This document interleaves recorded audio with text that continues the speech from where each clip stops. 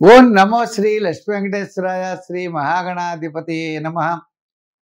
కృష్ణో రక్షతు no జగత్రయ గురు కృష్ణన్ నమస్యామ్యహం కృష్ణే నామ రసత్రవో వినియత కృష్ణాయ తుభ్యం నమః.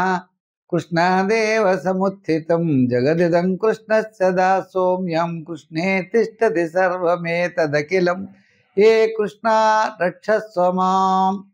మనకి కృష్ణాష్టమి సందర్భంగా జగత్రయ గురువు అయిన ముల్లోకాలకి గురువు అయినటువంటి కృష్ణ భగవానుడు మనకి ఆది గురువు అనమాట. ఆయన భగవద్గీతని ఇది ఉపదేశించినటువంటి మహానుభావుడు.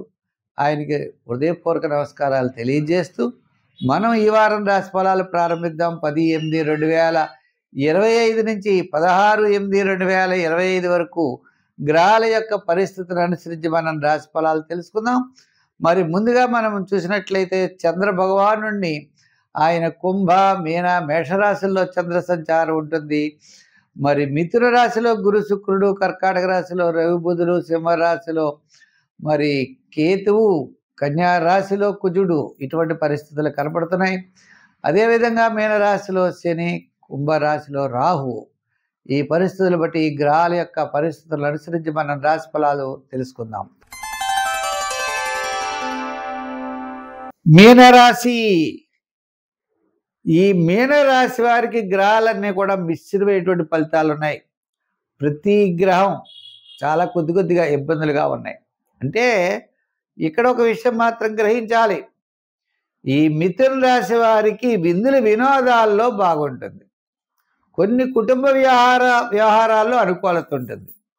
ఇంకా పనులు అవ్వడం, చికాకులు, చిన్న సమస్యలు, శత్రు బాధలు, మనం ఒకటి తలిస్తే ఒకటి జరగడం, ఇటువంటి ఇబ్బందులన్నీ జరిగేటువంటి పరిస్థితులు ఉన్నాయి.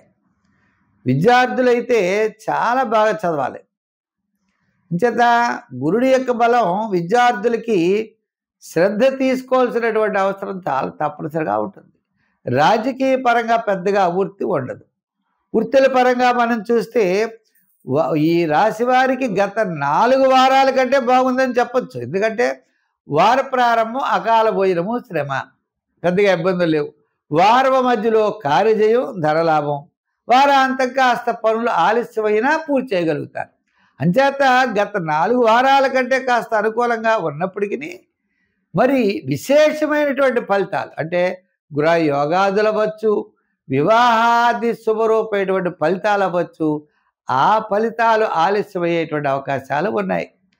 అందుచేత ప్రతి ఒక్క వ్యక్తి కూడా నవగ్రహారాధన చేయడం, నవగ్రహాల చుట్టూ తిరగడం, శివారాధన చేయడం, ఆధ్యాత్మికమైన చింతన ద్వారా పాజిటివ్ వైబ్రేషన్స్ని డెవలప్ చేసుకోవడం చాలా అవసరం.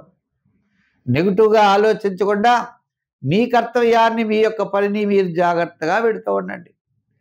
మరి శని అంటే మిమ్మల్ని శుభ్రం చేసేవాడని అర్థం.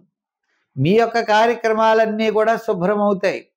సమస్యలు ఉంటాయి, ఆ సమస్యలతో పాటు మీ కార్యక్రమాలన్నీ కూడా ఆయనే బాధ్యత వహించి వాటిని ఎక్కడెక్కడ దోషాలు ఉన్నాయో ఆ దోషాలన్నీ తొలగిస్తాడు. అంచేత ఆ విధంగా మనం ఆలోచించాలి తప్ప మనం ఎక్కువగా మనం ఆలోచించకూడదు. అంచేత శని తప్పనిసరిగా మీకు మంచి చేస్తాడు. మంచి ఆలోచనలతో ముందుకు వెళ్ళండి.